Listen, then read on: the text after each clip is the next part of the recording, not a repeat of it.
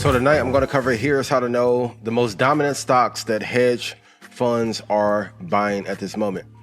But before that, the disclaimer: do not copy, remix, reproduce any material without my written permission. Any attempt to do so will be presented with legal action. Please don't do so. The material shared here tonight are strategies and creations of mine or the good fellas at EYL. Do not copy, remix, please. I'm begging you. Love you guys. Let's go. Go subscribe to my YouTube. Just type in Ian Dunlap, subscribe. Next week, I have a super big announcement. I was going to do it this week, but I'm going to wait. And then if you go to joinredpanda.com, those are the two places where you will be able to get exclusive content from me. If you want to join the stock club, if you want the greatest entries and picks on the planet, please join and do so tonight. So you get the best 4 stocks for your retirement, the best places to get into the market called out by me. You'll get additional entries from the algorithm Athena, the best growth stocks to invest in, the 2 best places where to get into the market, 28 bonus picks on the year, and a 10-minute daily call.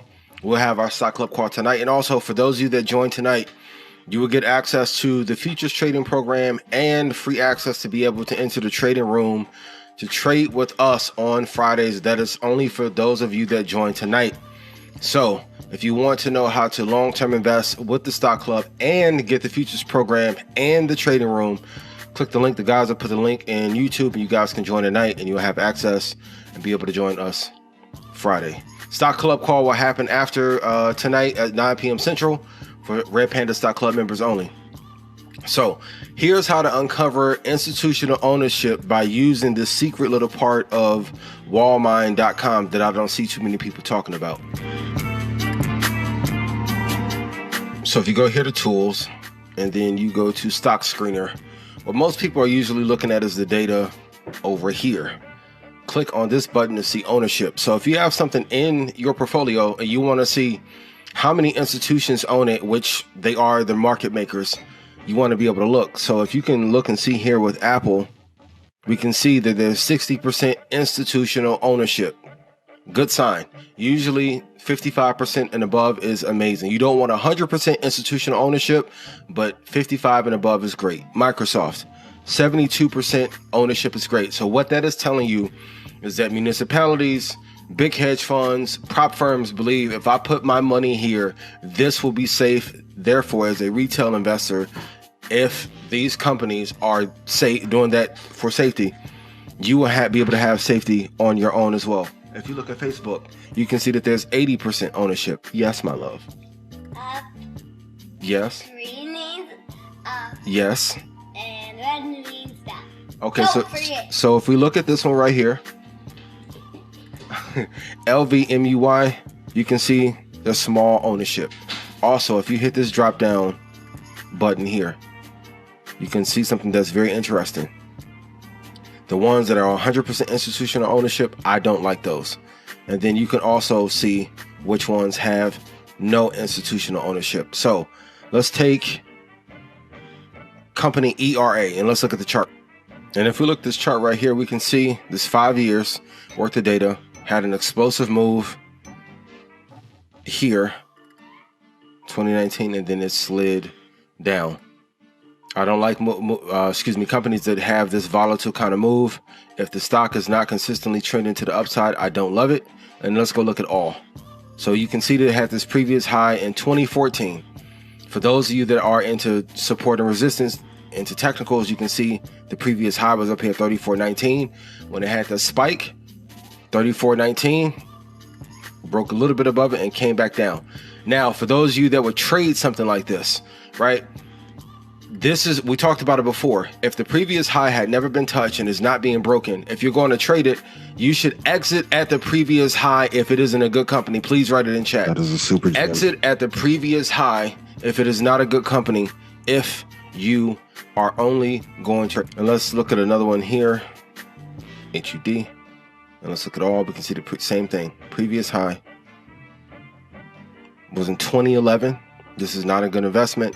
Great. And we've been slowly sliding down, and you can see there's a correlation between the upward or downward movement of a stock in comparison to the institutional ownership that it does have. So like if we go look at Facebook, We can see here the Facebook's been growing. This is the yearly open we talked about before with that pink line. The yearly open, they opened at 274.78. They're at 354.70 as of this recording. Upward movement because there's safety there. Please put in chat, I'm going to invest my money into safe companies that will give me a return. And since the NCAA uplifted is ruling, college athletes, I want to tell you, Red Panda wants to sponsor you this season. So if you're a top athlete in basketball, football, or soccer, please email me at ian@joinredpanda.com. And I would love to help you and sponsor you, and not only sponsor you, but to put you in the stock club for free if you are a sponsor athlete, so I can make sure if you make it to a higher playing level that you will never be taken advantage of. Now, this is the real underlying reason why most people don't become rich from investing, even though they say they want to be. And don't worry, to the person who sent this, I won't put out the entire segment, but I was having a interesting dialogue and got a great email, and this is why it's important for you to read Money Master the Game and Market Wizards, because the underlying reason why a lot of people don't get to where they want to be in investing and trading is because of the other things, the subconscious or internal conflicts that we face. So in chapter 5, Tony Robbins is going over a section where he's talking about how people say that they want money, but what they really want to fulfill is a need or desire emotionally that has not been met. How many of you know it's right to invest every month, but for some reason it hasn't connected, or you have not done it yet?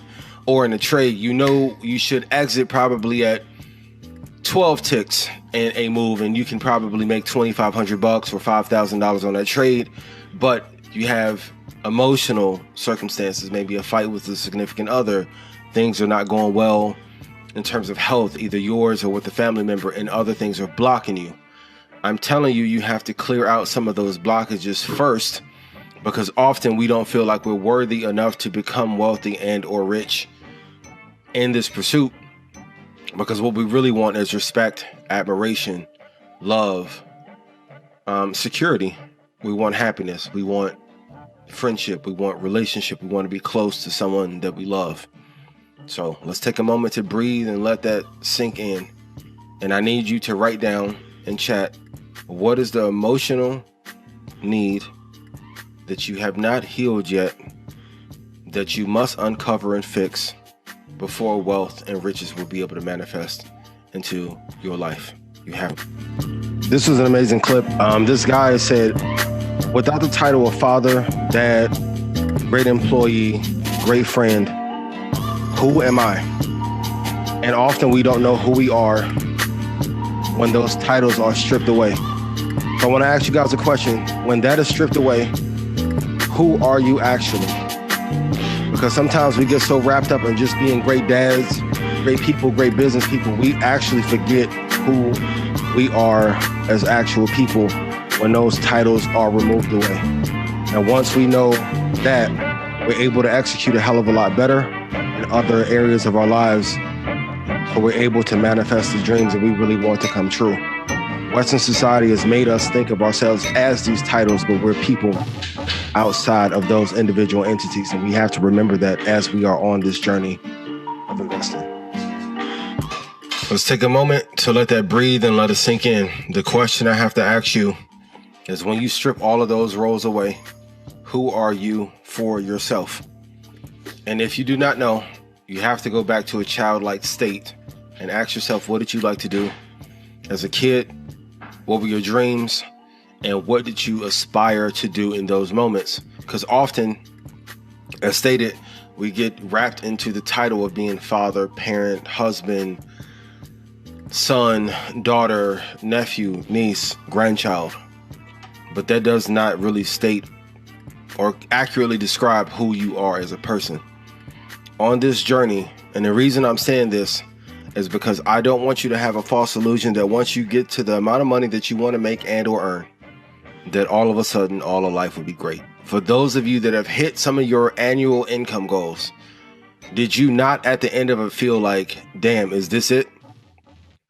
There's always this debate of if money buys happiness. Money will not give you purpose, it will not give you completion It would take away some stressors. But until you identify what you need in order to be happy, and humans are happiest when they are making progress towards the goals they set out for themselves. Until you identify that, you will always be on a roller coaster of trying to find joy, which is different from happiness and or peace. Next week, I'm going to walk you through to how to use the Buffett indicator to know when a potential reversal in the market is going to happen. I know Burry and a few others are telling you that a crash is going to come, and we are going to have a dramatic pullback. Once again, recessions, pullbacks, drops are tremendous opportunities for those of us that are looking to be long-term investors. If you are not, it is the best time to get into the market if you have not executed. But the thing that you need to do and need to focus on is the number of shares that you hold. Long-term matters more than anything. For example, Microsoft all-time return. And I know long-term investing is not deemed to be sexy. All-time return, 277,500% return. Let me ask you, have you in your business, in any trade, any endeavor, gotten a 277,000% return on investment? Stock Club members, don't worry. I'm not going to give away the big secret that I gave away last week. But the longer you hold, the more money you stand to make once you put your money into a dominant company. That's the entire game. But guess what?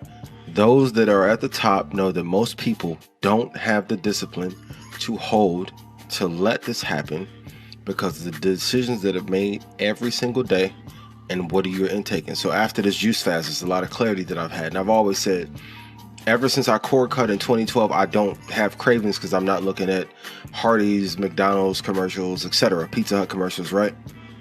So, but that is a mechanism. Sales are a mechanism to take money out of your pockets and put them into the families of others. Who in here would love a 277% return? And I'll say this, just because I'm telling you to hold for the long term does not mean that you can't peel off profit in the interim. Can I be honest with y'all? When I see that y'all don't want to hold long term, if I'm looking at you as a competitor, I'm looking at you like it's so easy to bust your ass in investing. Because if you cannot hold for a 2-year period, a 4-year period, you're saying to yourself, your ancestors, right? You're saying to your family that you don't deserve to be free because I want to live in the now. That's the entire game. Can you hold an asset for a long period of time? And there's ways that you can take profit, reinvest the profit, make the money back. It's not an all or nothing proposition. But anytime I say, I want to hold for a year, that's not fun, I can't flip fast enough. And my eyes as a competitor, I'm like, great. It's easy to put up 96 points on you. You don't want to play any defense. Great. Here are the 4 reasons that I love Shopify and why they are one of the most dominant stocks for this decade. Number 1, I've already said it, Shopify is the new eBay for anybody that used eBay back in the day, and their executive team has done a better job at making their ecosystem a little bit better. But originally, the partnership that they had with PayPal was great because that will allow you to fulfill on the financial side if you have to pay or as a seller, right? But the experience was not the best. Shopify experience is amazing if you're on the business side of it. It's amazing for the customer, and I think that they are going to be the eBay of this era for the next 20 years. Number 2, it is in the top 15 of all stocks. In all stocks, not US stocks, of all stocks. They're a Canadian company and probably the most dominant company in Canada. The trailing 12 month is $3.5 billion. It's up 99.6%. So for a company for that size to make 3.5 and to be up 99.6 is amazing. Yes, it was because of COVID, but there are not many companies that had great traction beforehand and they're doing well after the fact. And then Shopify is up 5,056% all time. Over the next 10 years, I'm extrapolating and thinking that it could push up to 9,000% return since its IPO. And they're better than their competitors. So if you look at Wix, WooCommerce, any of the competitors that they have in the e-commerce space, they're a lot more user-friendly, easier to use. I'm telling you, Shopify is going to be one of the most dominant companies for the next 10 years. Next week, I'm going to give you guys a breakdown with one of the Red Panda Stock Club members, how he was able to take 27 grand and turn it into 100,000. Long-term investing only, right? No trades, no options, nothing, just long-term, which is 370% return. But one of the key lessons I can give you that you need to do today, you need to have a separate account for long-term investing. Once you put the money in there, do not look at it for 3 months. Your long-term investment portfolio is not meant to be looked at. One of the major advantages that angels and venture capitalists have is that you have certain lockup periods. So if you look at what Tim Ferriss was able to do in that era when Gary Vee was investing in Facebook and he missed out on Uber, but he invested in some great companies, the lockup period for 5 years, it goes back to that 5-year equation again, right, is a thing of safety. If you have access to your capital and you can trade in and out of it, who does that benefit? That does not benefit you. That benefits others. That benefits the brokers. Put in chat, a 5-year lockup period is the ideal time to grow wealth. Here are the top 5 holdings of the Dow. Last week we talked about the S&P 500 and you're going to see a lot of correlations. But during any era you can look, the Dow, number 1, Apple, my baby. Thank you for all the great returns. I love you dearly. Microsoft, hey baby, you looking good. I love you. Microsoft is number 2. Number 3 is a sleeper, Visa. So I would say Visa is light fintech. When we talked about it, you compare the top 2 in their industry together and make your own micro ETF. So you compare Visa and Microsoft together, right? Kudos to my buddy Dave. I was telling Dave about Visa a few years ago. And look how it's taken off. Matter of fact, let's go look at Visa's chart real quick. So if we look in 2016, it was at $75. Now, let me ask you a question. On your debit card or credit card, do you have at least one card with Visa on it? If so, put Visa in chat. And let's go look at the commentary. Had a tremendous run up. And look at all these green candles. This is forward momentum. So out of these 5 years, 1, 2, 3, 4 months have been bad. Let's count COVID and the recovery time. So if we take out COVID and what happened as a result, they've only had 1 bad month out of 60. Now let's go look at 10. So if we go prior to this, zoom in here. And this is when I do my analysis, what I'm looking for.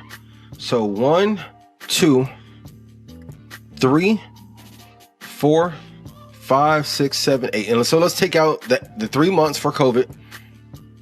Only 5 months in which things were not great out of 10 years. Now, ladies, for those of you that have relationships or a husband, if out of 10 years, your husband only misbehaved in minor infractions, right? 5 times, how great would you be to him?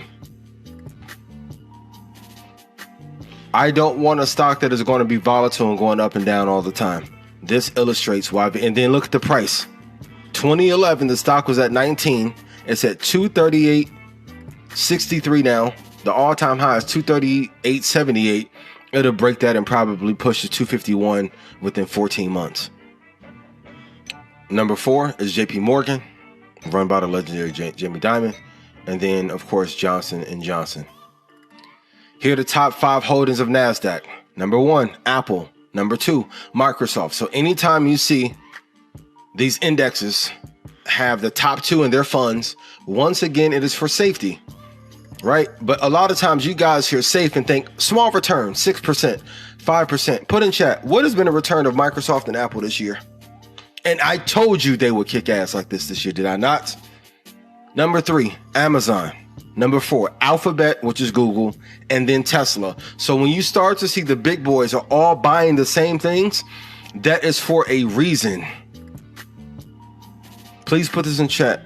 Only destroyers of capital choose to gamble on bad companies. Yes, it's exciting as hell. Oh, I'll find a company in China that's like the 5th best version of Tesla. And guess what? To the ground, no to the moon action. Your money is set on fire. When you see that these top hedge funds and these indexes and mutual funds are anchoring the success of their company or that fund to these companies, why should you not do the same thing? And I want to say this, weekly and daily news does not matter. Go look in 2014 what people were saying about Apple, Microsoft, Tesla. I always refer you to the YouTube video when Kathy was on CNBC. Kudos to the good people at CNBC. Hi, Mary, hi, Josh, hi, Bonowin, right? Hi, Kate. They laughed her offset almost when they said Tesla was building a great base and was going to take off. The only horizon that matters is year to year, and that's in a short term. I'm always looking at 5 years because 5 years, 60 months would give me everything that I need to know on any business, any person, any basketball player, any company.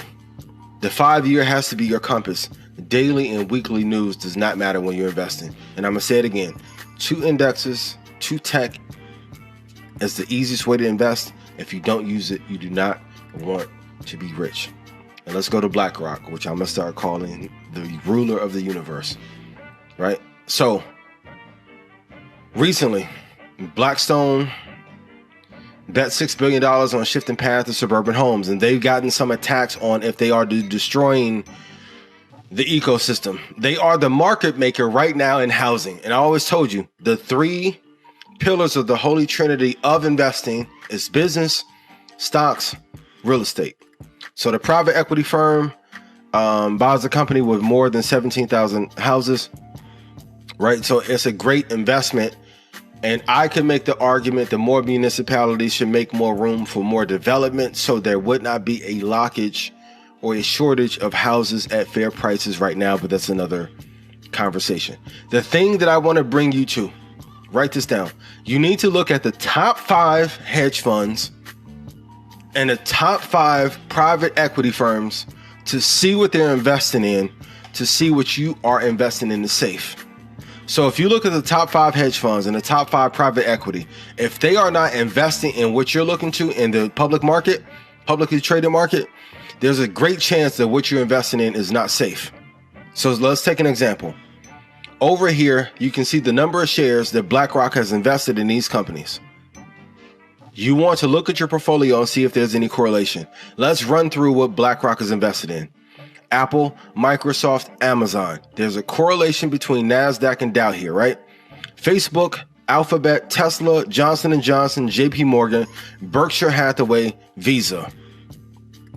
So if the Dow has them, the S&P has them, BlackRock has them, do you not think that there's a correlation between safety? And look how many shares they have in Apple, 1.06 billion. Do you think that's only going to move 3% if they're putting $1 billion anyway? Okay, right? That's not the case. Then MasterCard, Nvidia, Procter & Gamble, Home Depot. For all of you in construction, I've been saying you have to invest in Home Depot or Lowe's, which is their competitor. Disney, Intel, PayPal, Bank of America, Alibaba, right? And then you go to the bottom, Netflix. Great company. 28.81 million shares. That is an indication they don't believe that they have a competitive advantage anymore in comparison to Disney, which is a combination of physical location and online streaming, which is 116 million shares that they have in that fund. Let's go to what else they're invested in. Cisco, Comcast, Abbott Labs, ExxonMobil, but Netflix we talked about, of course. Broadcom, 27.2 million shares. Not a lot of belief, right? Citigroup, 160 million shares. And if we scroll up here, we can see Exxon, 282 million, Cisco, Tech, 334. Now your homework is to go through this list and see, are there most shares in technology companies or other asset classes? Look at Salesforce. 65 million, right? Thermo Fisher, 29 million. Nextera, 151. So what you want to see, since they are one of the most dominant investment forces out right now, you want to know, is your portfolio safe if BlackRock, which is a proverbial market maker, them and Vanguard, if they are investing in these asset classes? If not, you probably need to reallocate. You need to hold stocks for at least one generation if you truly want generational wealth. I'm going to tell you this, and if this is a statement that is undervalued because this holding period is really the cheat code. That's all I'll say. But I'm going to say it again. This holding period is really the cheat code. I'll leave it there. The 3 ideal amounts that you need to invest in the market if you're a business owner, athlete, or entrepreneur is 10,000, 20,000, or 100. For those of you who may say in the comments, we don't have that kind of money.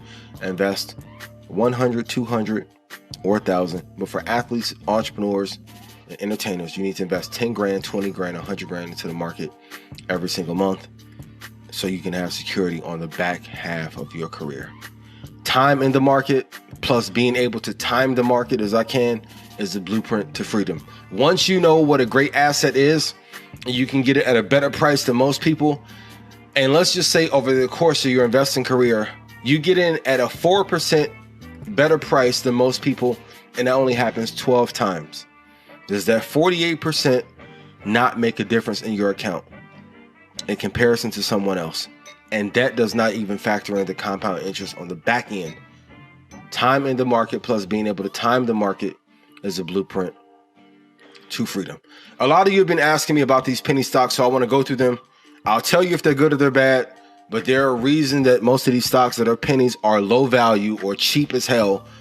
That's because they have not went up over time. Now, it's different if they IPO at a low price, and let's say they IPO at 15 bucks, and there's a solid business. But if a company's been out for 8, 9, 10, 15 years and they're hovering around 5 to 15 bucks, it's usually no good. But let's go look at the chart. So the first one is ticker symbol OCGN. The high was at 268.20 in 2016. It is now at $7.29. Not a good candidate. But let's go out. If I go out 10 years, the previous high was 778 bucks and is at 729. Does this look like a good candidate to be a good long-term investment? But when I want to make absolute sure, and look at this, it's also underneath this 200-day moving average. I want stocks that are constantly above the 200, not dancing and staying below. So this is the maximum data allowed on it. Downside is no good. ENF will be the next one. Let's look at it. Not pulling up. Let's look at GSAT. The previous high was $17.68. It got to a low of 15. These are good trades. So if a stock on a long-term chart is hovering below the 200-day moving average, it's a good trade. I don't think that Global Star could go from 96 cents and then jump up to $5. Yes, baby. Okay, then get another one until I finish, okay? Yes, thank you.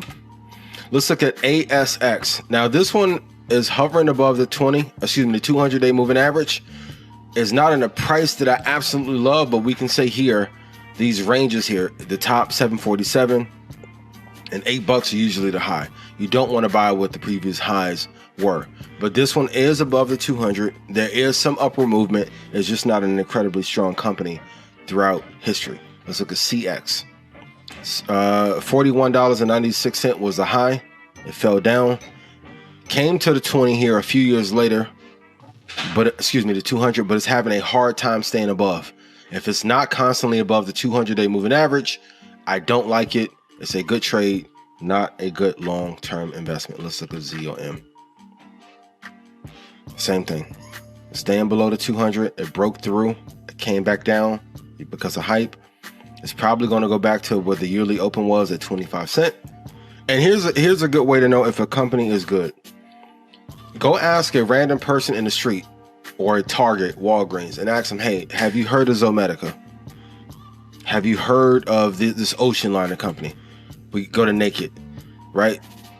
Some people may have heard of it, but if you're looking at it in aggregate, if you ask 10 people, most people aren't going to be able to tell you anything good about it. Now, you can see what these correlations are. If I wanted to trade this, I would see what the previous high is. And then you can see when they're broken. 674 is a previous high. If you want to gamble, which this would be, you could then probably buy some at $1 or $2 and then hope that it will go back up to $600 based on some insider activity or someone hyping a stock, but I don't think that's a reliable strategy. I don't like naked for long-term investment. IDEX is the same. Let's go through these kind of. Let's look at CTV. And when you look at a long-term view, it tells a true story.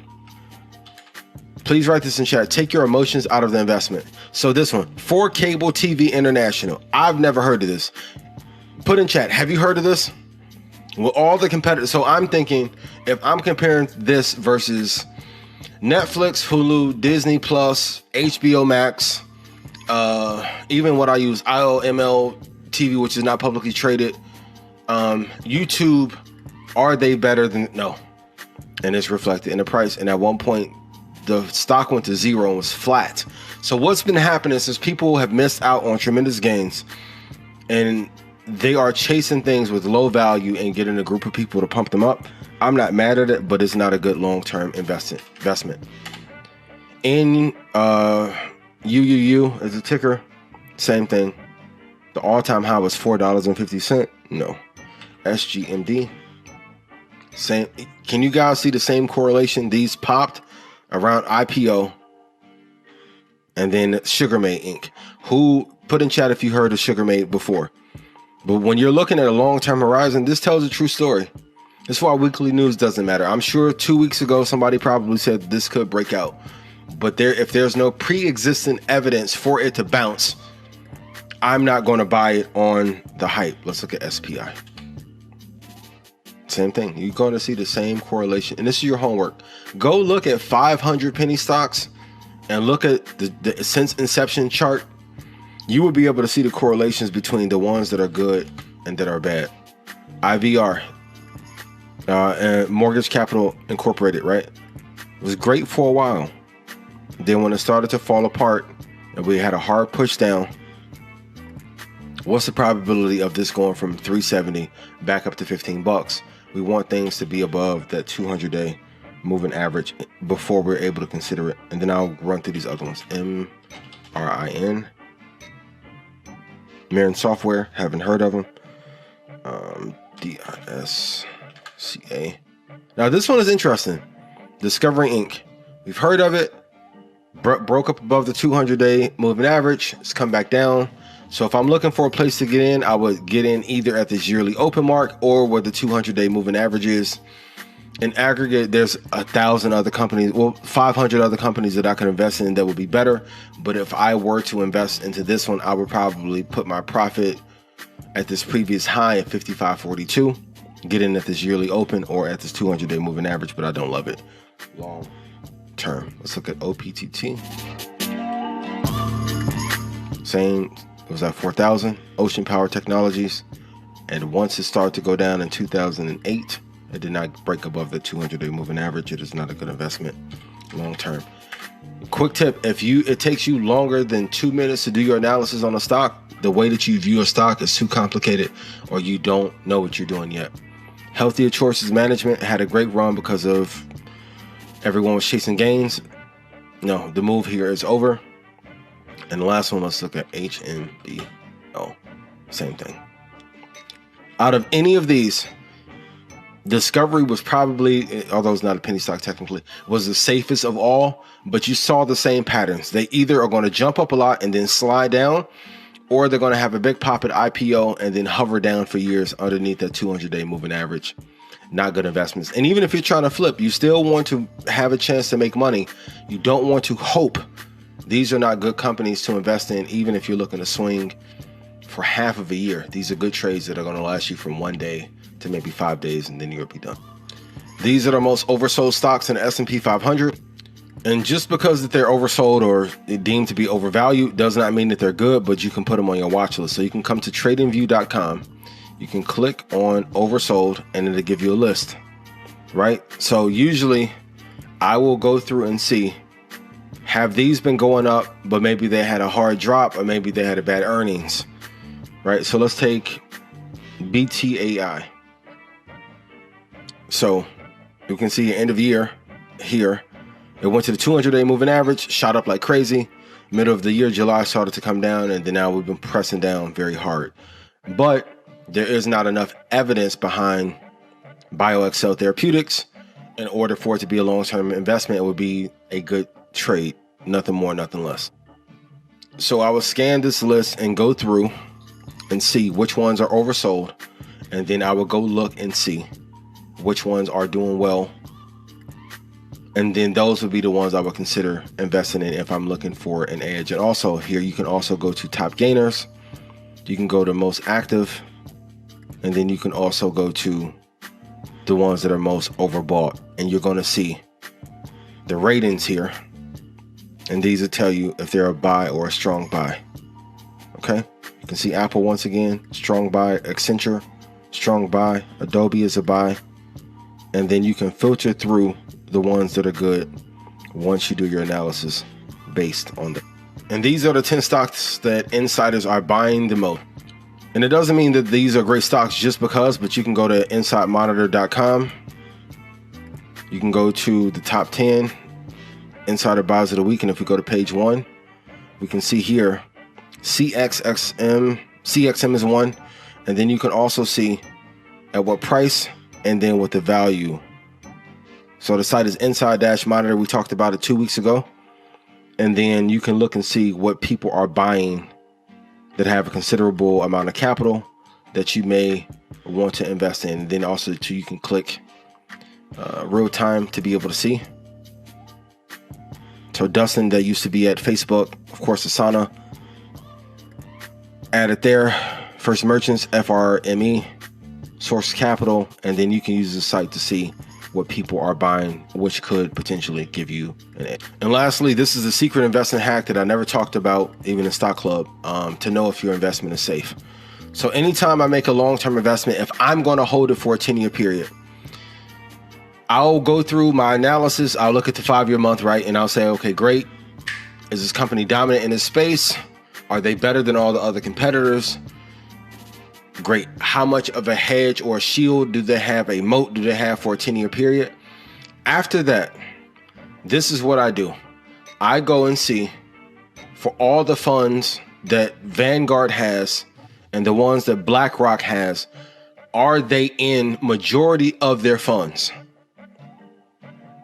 Because in order for an investment to work, you need a whale or a market maker to make it work for you.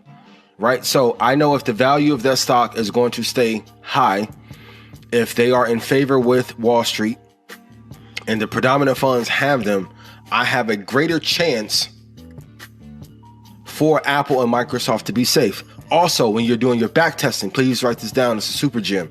When you're going back and looking at 10 years and 20 years to see if it's safe, you need to go see who was the predominant hedge fund at that time. So in 2008, Goldman had more influence.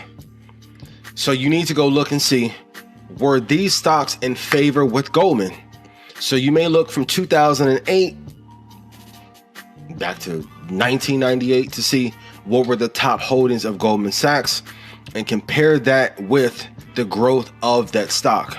Because if they have government influence and connections and they are heavily invested because they want their shares to go up, it is a safety net for me. At this time, being Vanguard and BlackRock are two of the most dominant investment firms out right now. If they are not in majority of their funds, I won't touch it. That's the secret. In every market, there is a market maker, rainmaker, shot caller, however you want to frame it, that is going to invest a significant amount of money into that business. I want to make sure that Buffett, Vanguard, BlackRock, the top traders and top investors in the world are putting their money there as well. That way I'll never have to wake up and worry if Apple is going to go out of business or if they're going to have a 25 or 30% drop. For those of you that are investing veterans, you remember what it was like in 2006 and 7 and 8 when Apple was not that favorable amongst Wall Street and Steve was deemed to be too volatile or too much of a creative to run a business. That's why Tim running the business is more favorable for Wall Street. And like I said, I can argue that he would be the Steve Jobs of operations.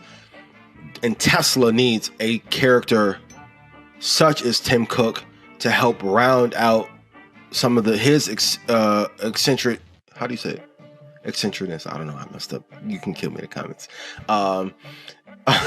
His unique nature, right? To round that out, to make the company look more stable and more viable as a long-term asset class. That's why when he went on Rogan and smoked weed, got killed, the SNL thing wasn't the best, the pumping of Doge and Bitcoin. It makes him look very erratic and not tethered to what the actual mission is. But anytime I'm going to make a considerable long-term investment, I am looking to see what the dominant institutions, going back to the top 2 players in a space, correlation, and I'm going to look there and see what they are doing and if they're investing in those as well. And some of you have been asking me, what is the psychology of a short-term investor / trader? And I'll cover this in full next week, but the one thing I want to stress to you, you have to make the decision, and we talked about a couple of weeks ago, like what is the income goal that you want to have for your family in aggregate. So let's take 10 generations, and then let's take your lifetime income goal. I'm gonna be real. Most of you don't take trading serious because the way that you've been trained in a job, the sacrifices that you have to make to be great at something is different when you're being an entrepreneur.